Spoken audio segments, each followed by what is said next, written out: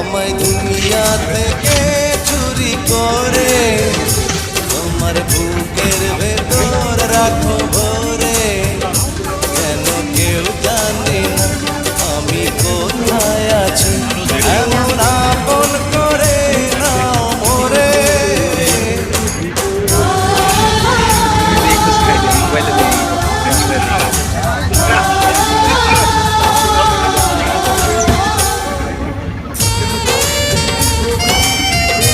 আমি কি বলি সবাই শোনেন মনোযোগ দিয়ে। আপনারা কেউ গ্লাসে হাত দেবেন না, গ্লাস করবেন না।